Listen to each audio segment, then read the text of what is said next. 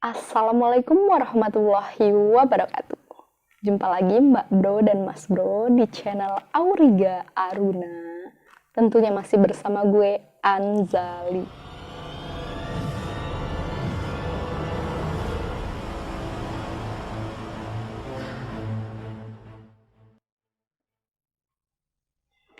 Pada video kali ini gue akan ngebahas sosok Pangeran Diponegoro. Pada tahu kan ya Pangeran Diponegoro? Kalau nggak tahu, kebangetan mah ya. Mendingan lo ke laut aja deh. Nah, beberapa waktu terakhir ini ya, lagi rame banget nih pemberitaan tentang kerisnya Pangeran Diponegoro.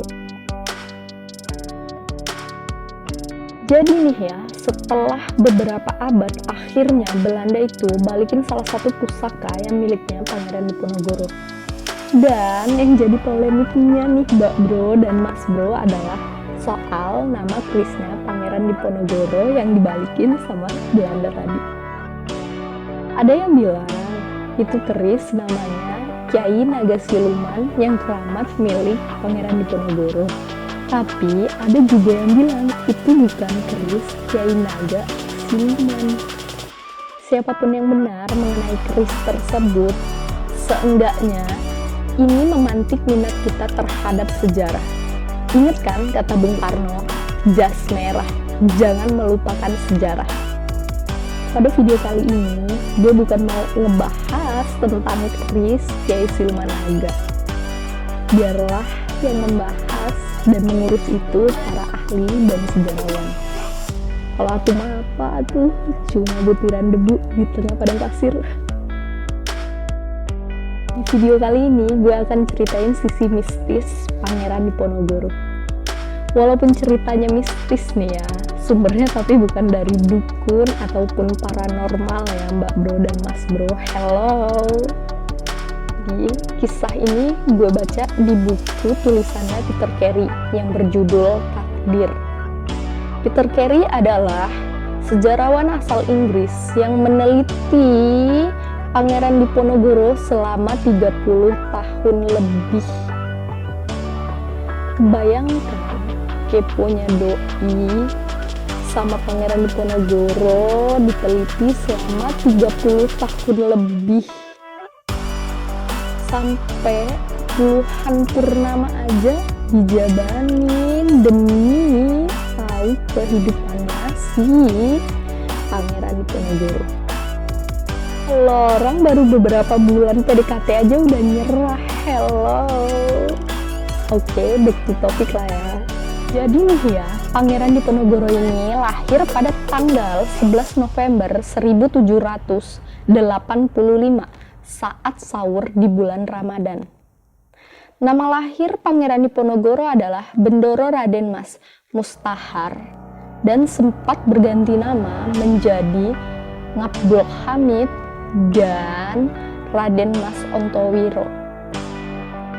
Hingga akhirnya dia dewasa menerima gelar kepangeranan sebagai Bendoro Pangeran Aryo Diponegoro.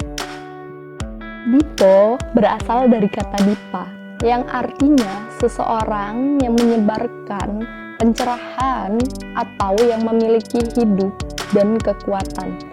Sedangkan arti negoro adalah wilayah. Jadi, arti Diponegoro adalah seseorang yang menyebarkan pencerahan, kekuatan, dan kemakmuran kepada suatu daerah. Ayah Pangeran Diponegoro adalah Sultan Hamengkubuwono III. Tapi Pangeran Diponegoro tidak lahir dari istri resminya Sultan Hamengkubuwono III. Ibunya Raden Ayu Mangkurawati adalah selirnya Sultan Hamengkubuwono III. Sejak kecil, Diponegoro tinggal bersama nenek buyutnya, Ratu Ajeng. Bersama Ratu Ajeng lah Diponegoro menjadi sosok yang islami. Diponegoro diperkenalkan kitab-kitab mengenai Islam. Oh ya, Diponegoro ini adalah termasuk pahlawan yang memegang teguh prinsip agama Islam di dalam hidupnya dan perjuangannya. Sebagai tokoh Jawa, hidup Diponegoro tidak lepas dari hal mistis. Contohnya, Diponegoro sering semedi ke gua-gua yang berbau mistis, berada di pantai selatan. Saja di Gua Siluman, tempat bersemayamnya roh halus Dewi Genawati. Gua ini juga pernah disebut dalam Kedung Lelembut sebagai bagian istana para lelembut. Penguasa gua ini juga bernama Dewi Pantai Selatan atau Ratu Kidul. Ya, di dalam mitologi Jawa, Ratu Kidul adalah pelindung sekaligus istri para raja keraton Jawa Tengah di bagian selatan. Jadi, Diponegoro pernah berjumpa dengan Ratu Kidul ketika bersemedi di Gua Langse. Ketika itu Diponegoro sedang semedi. Tiba-tiba muncul seberkas cahaya, lalu berubah menjadi sesosok wanita, yaitu Ratu Kidul. Ratu Kidul menganggap Diponegoro sedang tidak bisa diganggu. Karena pada saat itu Ratu Kidul melihat Diponegoro sangat khusyuk dengan semedinya. Dan akhirnya Ratu Kidul pun mundur dan berjanji akan menemuinya pada saat waktu yang tepat. Ratu Kidul kemudian muncul 20 tahun kemudian. Ketika itu, Perang Jawa sedang berkecamuk.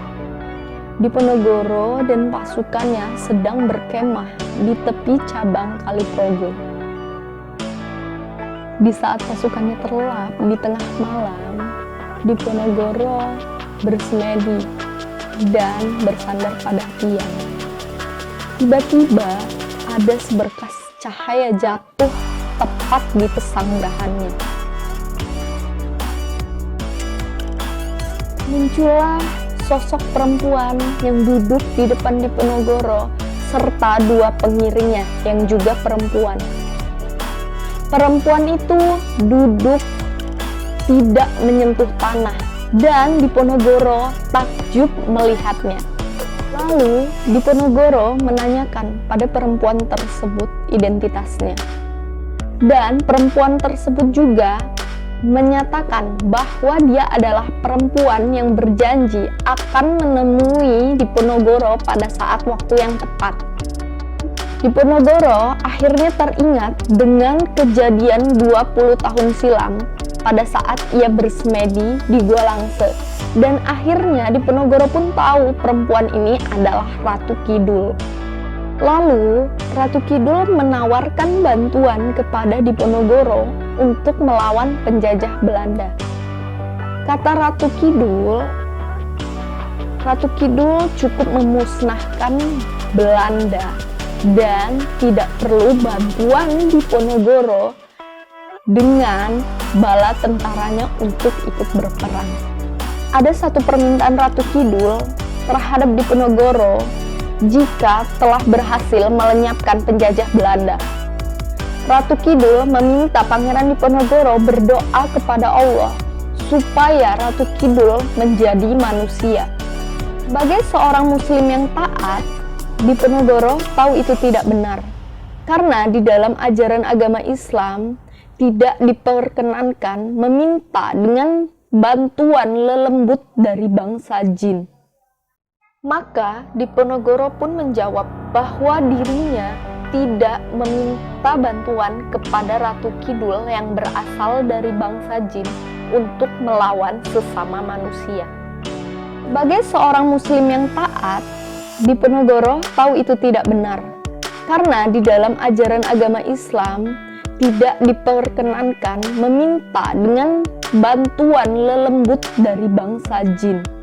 Sebab dalam agama, pertolongan hanya datang dari Allah Subhanahu wa Ta'ala, kata Pangeran Diponegoro kepada Ratu Kidul. Dan akhirnya Ratu Kidul pergi dan menghilang. Yaps, itulah sekilas cerita tentang perjumpaan Diponegoro dengan Ratu Kidul. Semoga kita dapat mengambil hikmah dari cerita ini. Sekian dari gue. Wassalamualaikum warahmatullahi wabarakatuh. Jangan lupa like, share, and subscribe ya.